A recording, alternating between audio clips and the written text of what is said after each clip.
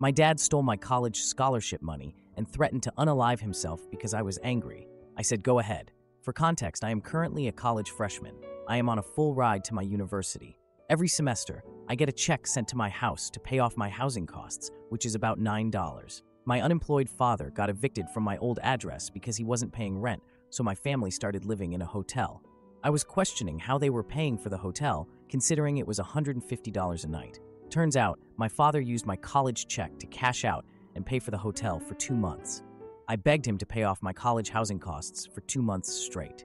He lied to me, telling me that it was attached to some funds, which were hard to get out. Very confusing, but keep in mind, I have absolutely zero financial literacy, and my father never went into depth. I brushed it off, hoping that everything would work for the best. My college housing gave my father a deadline to pay off housing costs, November 1st. I was stressed for 2 months, unable to eat well, sleep, socialize, etc. If my dad doesn't pay it off, I may or may not have to drop out. When the deadline hit, I called my dad and asked him why he hadn't paid off my housing costs. He finally revealed that he used the check on the hotel we were living in. I was furious, and I started interrogating him like a prosecutor. He blamed the family for being responsible for using my college money, not himself, and also blamed me. He lent me allowance money for 2 months, telling me that it was from my relatives when it was actually from my $9 housing check. I asked him why he would do this, and he said that he didn't want to stress me out. I cried, telling him I worked way too hard in high school for me to drop out. I said that he owed me an apology 3 times over the phone, but he refused because he thought he had done nothing wrong since he was providing for the family. I asked him again, and he said sorry in a mocking voice. I told him that he was full of shit, and he started saying that he wants to put a gun to his head and unalive himself, and it will all be on me. This is not the first time he has done that. I told him to do it, and I hung up. My mom called me, and I informed her about the situation. She told me to apologize to my dad, and I told her, as psychotic as I may sound, I have no remorse, especially after what he did. My mom threatened to disown me, but I somehow mended things with them for 3 weeks. It is currently Thanksgiving break, and my father still didn't pay off my check, and he said that he would get money Saturday to pay it off. My mom told me again to apologize to him after he paid my housing costs, and I said I would avoid conflict. But I think I'm way too stubborn to apologize, especially because I genuinely think I have nothing to be sorry for. My dad never fully apologized and made a joke out of me to the family. Now for a few important comments. One commenter asked, "Whose name was on the check? Sounds like fraud to me if your name is on that check." I replied, "I'm honestly not sure because I never physically saw the check. All I know was that it was mailed to my old address, and my neighbor gave the check to my father, who proceeded to cash it out." Another commenter asked, "Is this your first check? If not, what was the name in the old checks?" I responded, "Yes, this is my very first check. The next one is coming this January to my old address." I told my father if he didn't give it to me in January, I would report him, and he said he would give it to me. Although I don't completely trust him, mainly because he did something similar to my older sister, resulting in her dropping out, I have a lot of leverage on him. A different commenter suggested, "Contact the office that sent out the check to see what name they put on the check and on the envelope to send to you. If he opened your mail, that's a crime, and if he cashed a check with your name on it, that's also a crime. Also, get a P.O. box and get the next one sent there." I explained. There's also a huge part that I left out regarding this situation. My mother is an illegal immigrant, and if my dad goes to jail or gets charged, then she would have to go back to her country. I did threaten my dad with this, but my mother said that she would flat out disown me if I did. I also have little siblings too, so I would not like for them to have to take the fall for this. I think I will contact the school and ask them to put the mail somewhere safer, probably my dorm address. Now for the 3-month update. First and foremost, immediately after this happened, I managed to get a separate debit card without my parents knowing. I don't have a job now, but I'm looking to get one later on in the semester. I didn't go to the financial aid center because my dad somehow managed to pay me back. I'm going under the assumption that it's through my grandmother's Social Security checks. Last December, after weeks of calling my father to make up for my scholarship money and pay me back, he finally sent me a check for $9. The check came in my dorm mail around midnight. I was asleep by then, and my dad was spam calling my phone to tell me it was in the mail. I didn't call him back until 1 in the afternoon because I had an exam that day. He started cursing at me, telling me how he couldn't sleep all night because I didn't answer my phone. I talked back and said, "The stress you put me through for 3 months by lying about my scholarship check is nothing compared to the stress you went through for a day." He started insulting me in every way possible, telling me that I was spoiled. I swore back saying, "Are you f***ing serious?" And he hung up. Moments later, my dad made my mom call me because he didn't want to argue with me. She screamed at me, saying that I should always have respect for him as a father and that I should apologize for swearing. I said that yes, I did swear at him, but he did too, calling me a bunch of slurs and whatnot. She also accused me of purposely ignoring them when I made it clear several times that I was asleep and I had an exam at 9 in the morning, hence not calling them at midnight. I told her that we shouldn't even have this talk because he was clearly in the wrong in this entire situation, and every other kid would have gone to the financial aid center and my dad would have gotten in trouble. My mom misunderstood me for saying that I was going to report my dad. She had a mental breakdown and hung up. Moments later, my dad called and told me to go ahead and report him because I would be going to jail instead of him because he sent me some of the money from the check, which is nonsense. I called him out on his nonsense and he said that he was permanently severing ties so I could learn my lesson. He hung up. I didn't call them for a week until I realized that I didn't have a place to stay for winter break. My dorm closed. I swallowed my pride and called them back to apologize. They said they'll accept me back to the family. This honestly still keeps me up at night, but I literally didn't have a choice but to stay with them over break.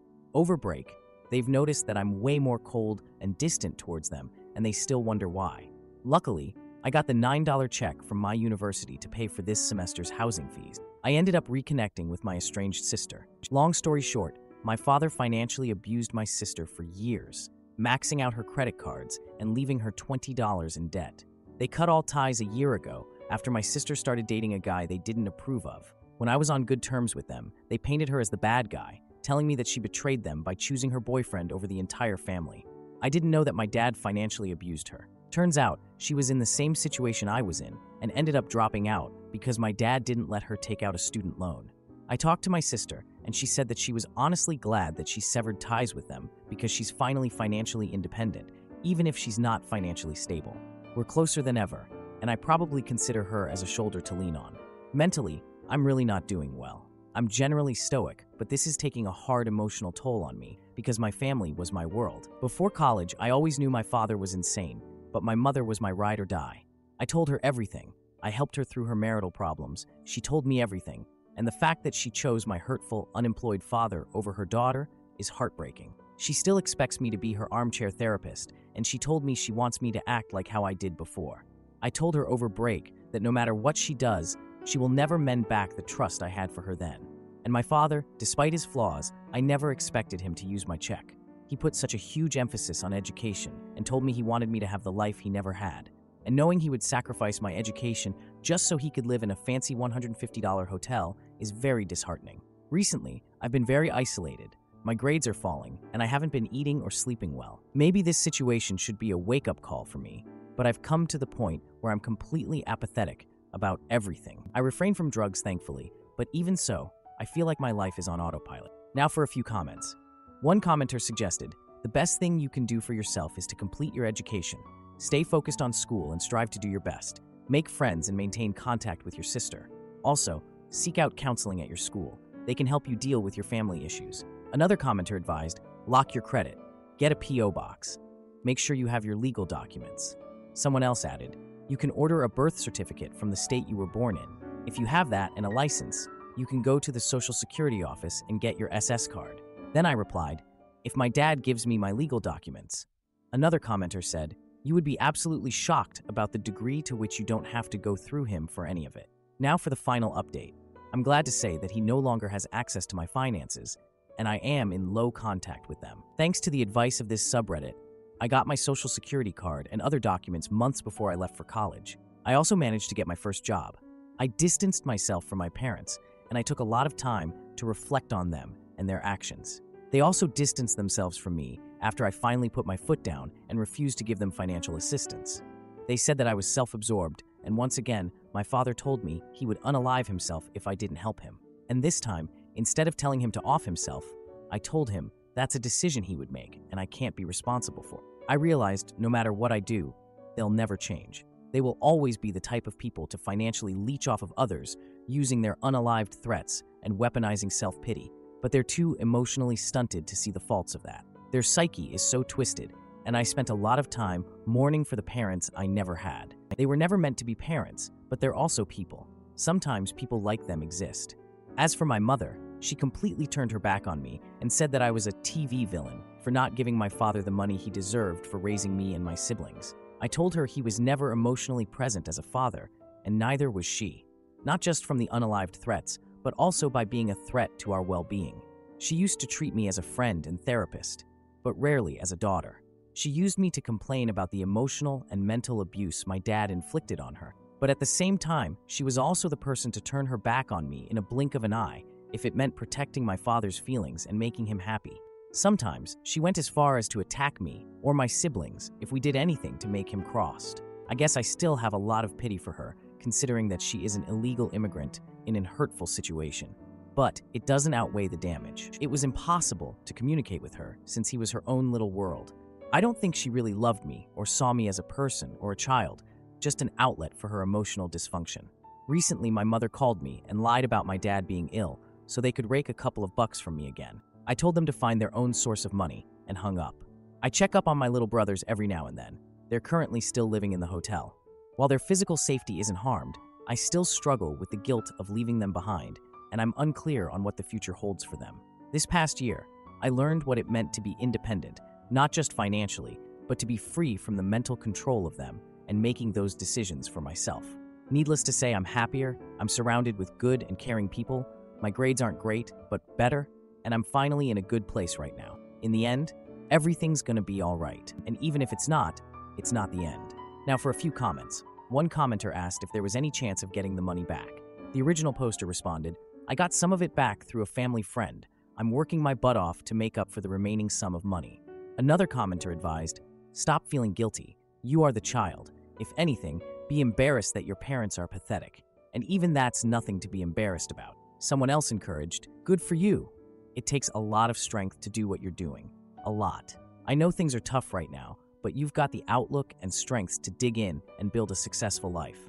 I hope your younger siblings have the same fortitude you do. You can try to help them in the future, but if they're not willing to help themselves, they could turn into your parents and drain you dry. Stay vigilant, good luck, and keep us updated." The original poster replied, "My biggest fear in the future is that my parents will use my younger siblings for their benefit and leech off of them. From what I know, that's pretty much still happening with my older siblings." Another commenter shared, "They will. I had cable bills in my name from when I was 4. When I turned 18, my credit was awful because of them. I had no outlet or anyone to talk to. My brother also had debt when he turned 18. My father was an aggressor, physically and financially. I was 10 years old when I got slammed into the wall. Today, I work around kids that age, and I'm horrified that someone could do something like that at a young age or at all. I'm so glad you were able to get advice I wasn't able to get. I'm proud of you for standing up for yourself when no one else would. It takes courage I did not have at your age. If you can find someone that will help freeze whatever credit your sibling could have, do it. Focus on your mental health." Another person questioned, "Why haven't your older siblings gone no contact with your parents like you have?" The original poster responded, "I don't really want to speak for them, but I think part of it is out of pity and sympathy for my mother. Their biological mother abandoned them, and my mom practically raised them as her own alone for 5 years while my dad was doing drugs and philandering in the other side of the planet. All 3 of us have told her at one point to leave our father, but she doesn't want to. That and because of my 2 younger siblings. If it weren't for them, they would have went no contact with my dad a long time ago. Am I the idiot for leaving my boyfriend after he let his friend mock me for years? I have been with my boyfriend for 3 years, and we share an apartment. He has a female friend, Nell, and they were friends for years before I came along. I had no issue with their closeness. I have male friends and knew I'd be a hypocrite to leap to judgments, but at this point, I feel I'm justified in thinking the way I do about her. The first time I met her, it was extremely obvious Nell didn't like me.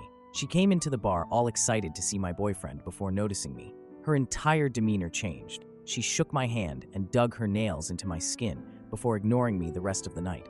She even seemed upset at one point that I took the seat beside my boyfriend and quietly left halfway through the evening without saying goodbye. So it's safe to say my first impression of her wasn't good.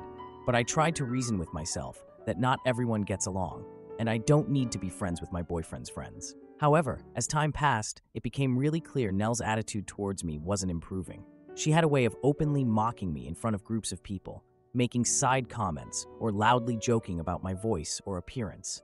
My boyfriend would stand there and say nothing, and after the fact, when I asked him about it, he'd say he hadn't noticed.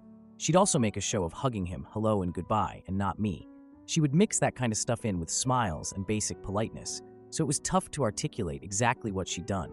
I felt very much like I was back in high school. From that point on, I basically decided I didn't need to have someone like that in my life, so I just stopped going to things she was at. I haven't seen her in about a year. My boyfriend still sees her regularly, and they text often. I'm now at the stage where I fully believe they've either dated in the past or have something going on now. I've tried gently bringing this up, but he denies they ever dated and makes me feel like I'm being jealous and bitter by asking. I end up suppressing those feelings before something brings them up again. I've reached the end of my tether with it. The final straw for me came the other day when my boyfriend left his phone open and I saw a text exchange between the two. Nell had sent him a heart emoji, and my boyfriend had written something about how he was thinking of her. I know I should have said something then and there, but I felt numb and decided to go to bed. I'm trying to work out how to handle this. Is it possible nothing's going on here? It's something I've tried arguing in my head, but then something else pops up that makes me doubt it. Maybe friends do just send hearts, and I'm making this up because I don't care for Nell. I don't want that to be the case. I'm basically at a point where I feel he either has to tell me the truth and restrict contact with Nell, or else I don't feel like I can maintain the relationship. I feel constantly disrespected, and I want something to change but don't know how to go about it. Any advice would be so welcome. Now for the update. First, I'd like to sincerely thank everyone for the kind comments. I didn't expect so many responses, and I appreciate them all. I wanted to provide everyone with an update because a lot has happened. A few days ago, after a lot of tearful soul-searching, I decided the best thing for me would be to walk away from the relationship. I sat my boyfriend down and talked to him about it. I explained that I always felt like the third wheel in my own relationship, and that for my own happiness, I didn't want to be in a relationship that made me feel that way anymore. I gave examples to him that I did in my original post, such as his lack of boundaries with Nell and his disinterest in standing up for me whenever she mocked me. I also said my trust in him had been eroded to the point where I felt unsure of what I really was to him. I told him I still cared about him and wanted him to be happy, but that I wanted to be happy too. My boyfriend sat silently for a while before asking, "So, you're jealous of Nell?" I felt like he'd barely processed anything I just said, and when I tried clarifying, he got defensive and told me he was allowed female friends. I could tell he wanted to turn it into an argument, and since my mind was already made up and I'd said what I wanted, I ended the conversation, and he played a computer game and acted like I wasn't there as I packed my things and left. I've been staying with my best friend, who is amazing and always so supportive.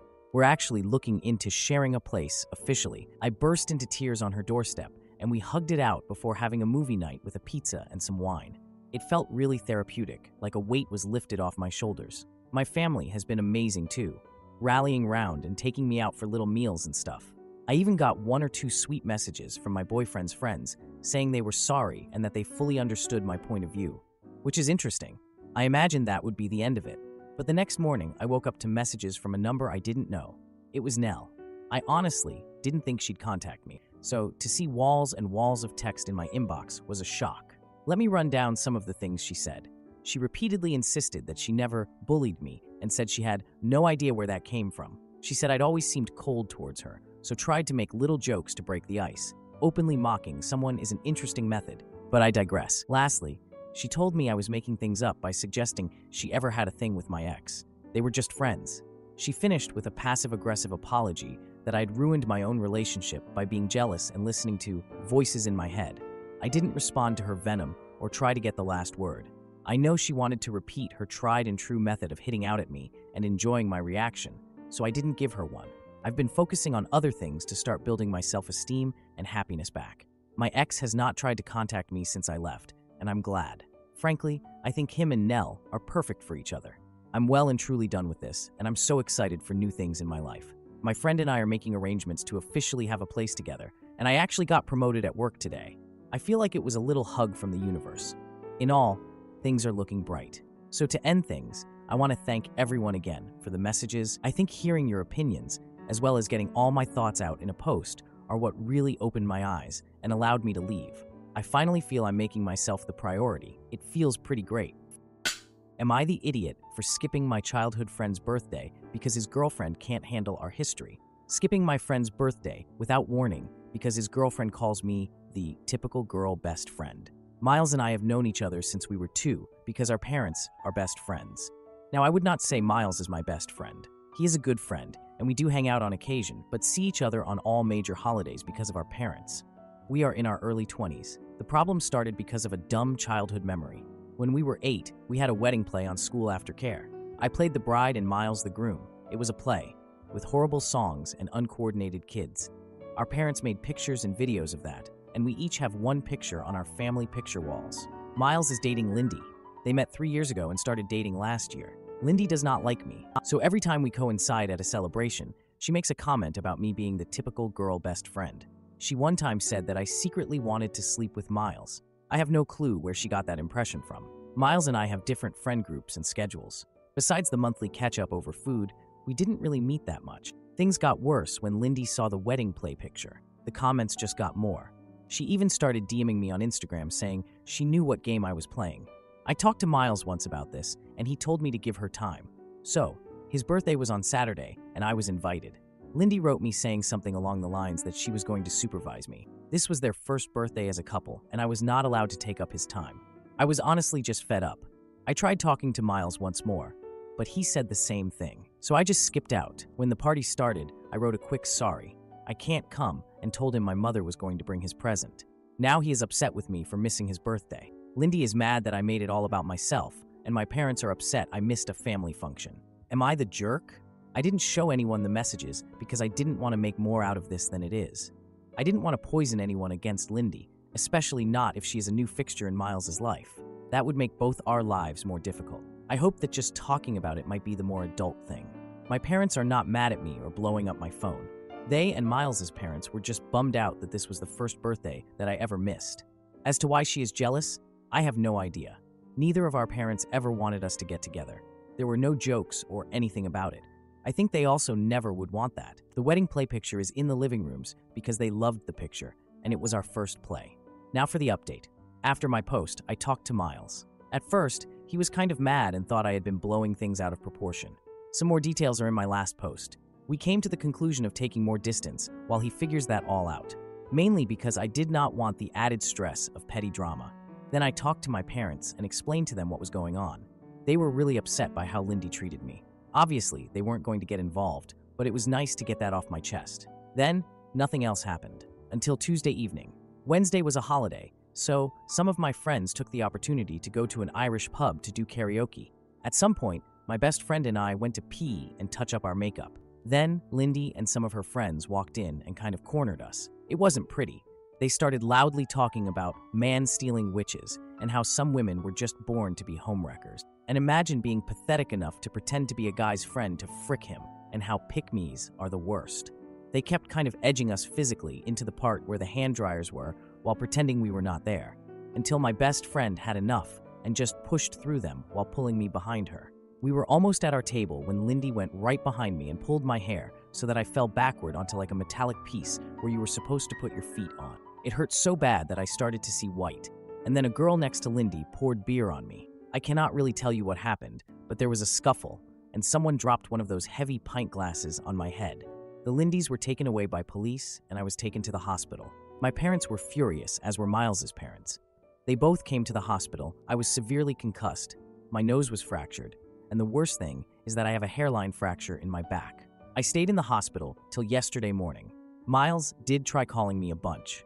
According to my parents, they told him not to visit me right now. I did get an official notice saying that apparently there was now a legal case open against Lindy and one other girl for not only attack, but also public disturbance in the bar. So now I'll have to deal with all that legally. I finally talked to Miles, and long story short, those of you saying Lindy was isolating him was a sign that an hurtful relationship was right. He told me all the things she said to him to make him feel awful. She would freak out about anything in her life and take that out on him. She would scratch him and bite him when she was mad. Our talk ended with both of us crying and apologizing. We will be closer again. At least we can talk about these things more often. He broke up with her and is hiding at my parents' house. Now for the second update. There has been an official court date set for my process against Lindy. It took 2 months to get and is another 3 months out. But something is something. Our lawyer said that Lindy is probably not going to jail as she's a first-time offender. If she goes to jail, it would be no more than 3 months. Most likely, she is going to have to pay a fee of 100 days of her income or something like that. I have let my father deal with this 100% because I have no head for it. There is a second lawsuit going on at the same time, as now I am legally chronically ill. The hairline fracture was not a passing thing but developed. I am daily in pain. Not every day is bad, but not a day passes where I am not in at least a 2 on the pain scale. As a result, I have not been able to work. Right now, my insurance pays 75% of my former income, and my workplace covers the rest. But I am probably going to get fired. So, my insurance filed a claim against Lindy to pay my lost wages. I am right now not in contact with Miles. I tried to be supportive, but being disabled by his jealous ex-girlfriend made me bitter against him. He was a victim, but now I can't live my life, and I blame him partly for that. I am in therapy to work through all of that and have taken up some new hobbies. I have started to write more and am looking into courses or online classes. Miles's parents have been apologetic and have supported me a lot. His mother has been a saint.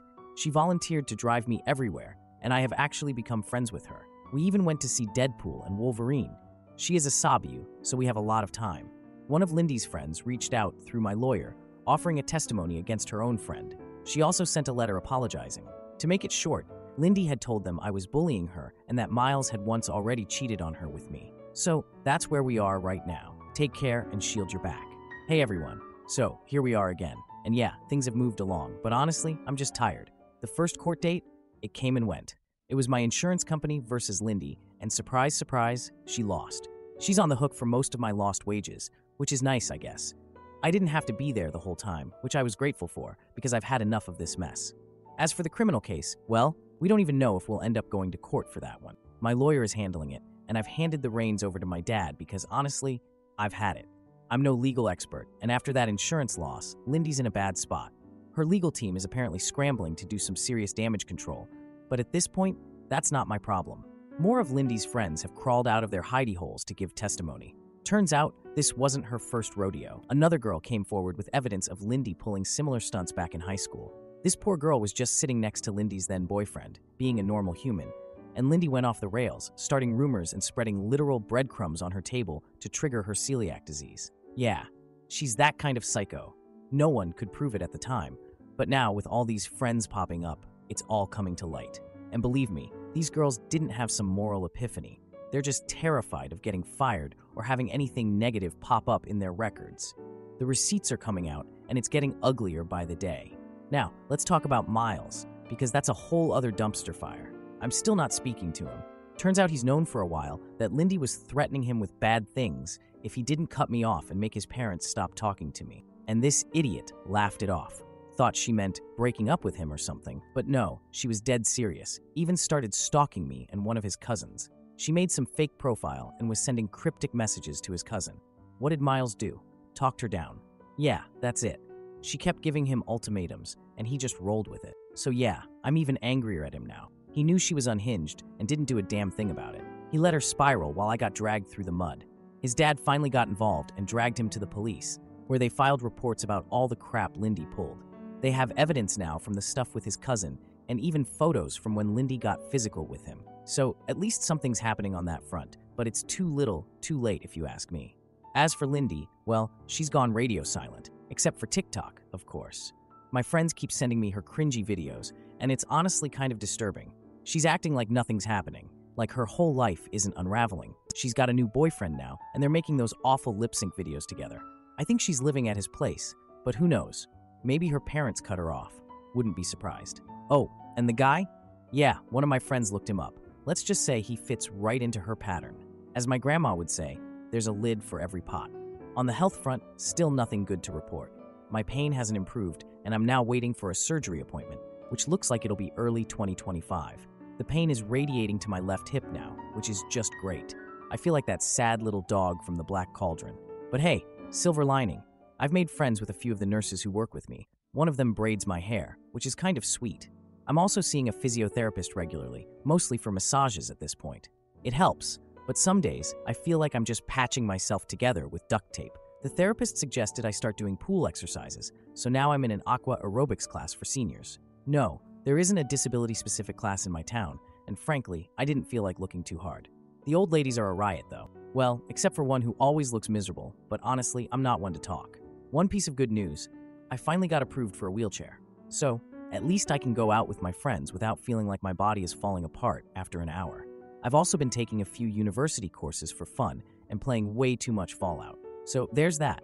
And that's where we are. It's still a mess, but I'm just doing what I can to get through it. Thanks for sticking around, I guess.